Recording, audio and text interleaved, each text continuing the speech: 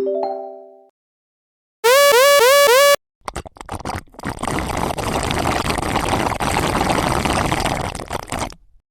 Periods, बहुत ज़्यादा bleeding का होना पीरियड्स के दौरान, एक्सेसिव ब्लीडिंग, इस पर बात करूंगी। मैं हूं डॉक्टर नुसरत परवीन सिद्दीकी और आज मैं बात करने वाली हूं मेनोरेजिया यानी हैवी पीरियड्स पर।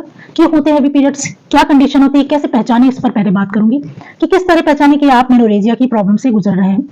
जब आप 7 दिन से ज्यादा आपको पीरियड्स आ रहे हो, बहुत ज्यादा ब्लीडिंग हो रही हो, बहुत हैवी क्लॉट्स आ रहे हो, 80 ml से ज्यादा ब्लड लॉस हो रहा हो, आपको दिन भर में 5-6 से ज्यादा पैड्स या हर घंटे 2 घंटे पर पैड्स या टेम्पोन लगाना पड़ रहा हो, इसके अलावा आपका हीमोग्लोबिन लगातार ड्रॉप हो रहा हो, आप बहुत ज्यादा थका महसूस कर रहे हो, बहुत ज्यादा सुस्ती फील कर रहे हो, तो ये कंडीशन मेनोरेजिया की हो सकती है।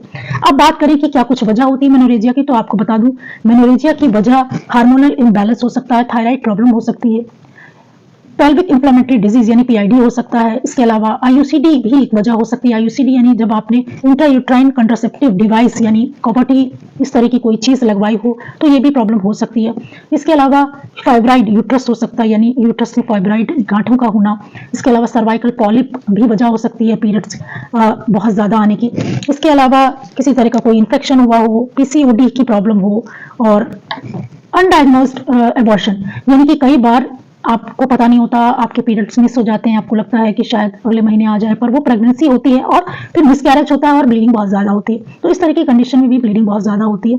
अब हम बात करेंगे कि किस तरह की और सीवियर जो कंडीशन होती है उसमें टीनेजर गर्ल की बात करें तो जब मेनार्की यानी कि पीरियड स्टार्ट होते हैं उस टाइम ये प्रॉब्लम अक्सर देखी जाती है। यानी शुरुआत के कुछ महीनों में जो लड़कियां होती हैं उनके पीरियड्स आने पर बहुत ज्यादा ब्लीडिंग होती है। उसकी वजह हेरिडिटी भी हो सकती है, जो कोआगुलेशन की कई बार प्रॉब्लम होती है, यानी जो थक्का खून का थक्का जमने का जो तरीका होता है उसकी प्रॉब्लम हो सकती है, यानी कोआगुलेशन इफेक्ट की प्रॉब्लम टीनेजर गर्ल को होती है।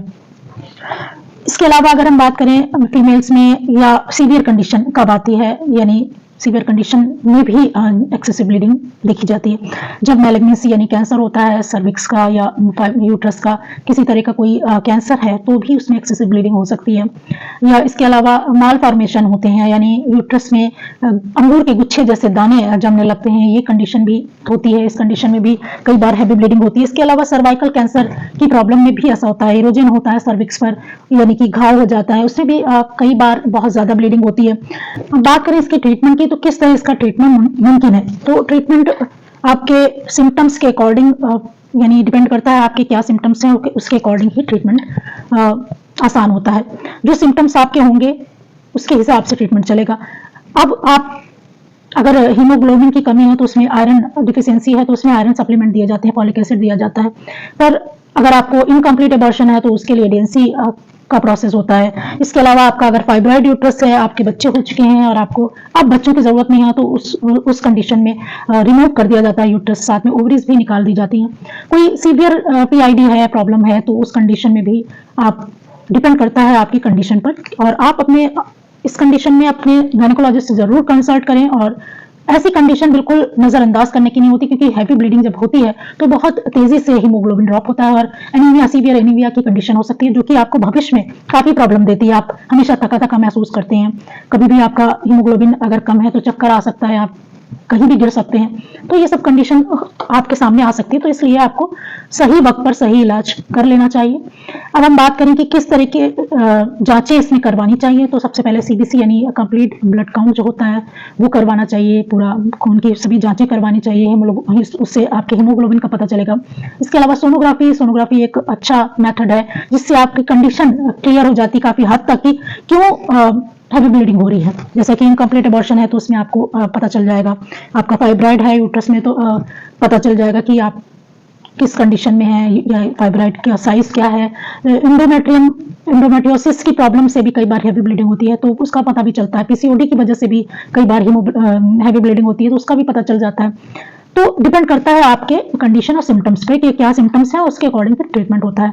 अब अगर हम बात करें कि इसमें किस तरह की मेडिसिन दे सकते हैं, तो हीमोग्लोबिन बढ़ाने के लिए आयरन सप्लीमेंट दे सकते हैं। किसी तरह का कोई पेन हो रहा है तो उसके लिए एनाल्जेसिक दे सकते हैं। और अगर हीमोग्लोबिन ब्लीडिंग बहुत ज़्यादा हो रही है तो उसको रोकने के लिए मेडिसिन आती हैं, वो दे सकते हैं। पर यहाँ पर मैं फिर एक बार यही कहूँगी कि आप अपने डॉक्टर से कंसल्ट करें, उनके अकॉर्डिंग आप ट्रीटमेंट लें।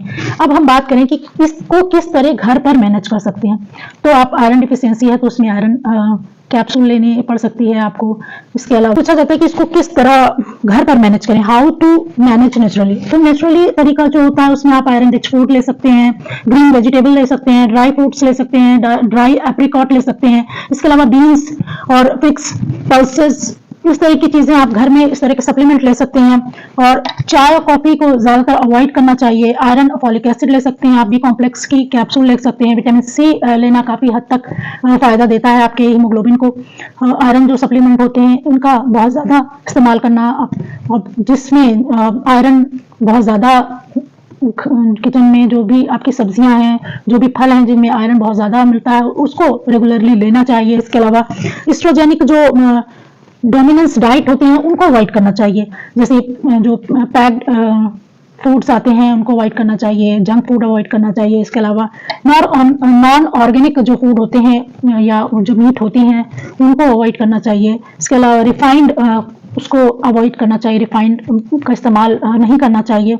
सोया प्रोडक्ट्स को बिल्कुल बंद कर देना चाहिए। इसके अलावा प्लास्टिक पैक जो बॉटल्स होती हैं उनमें जो ड्रिंक्स वगैरह होते हैं या पानी होते हैं उसका इस्तेमाल नहीं करना चाहिए।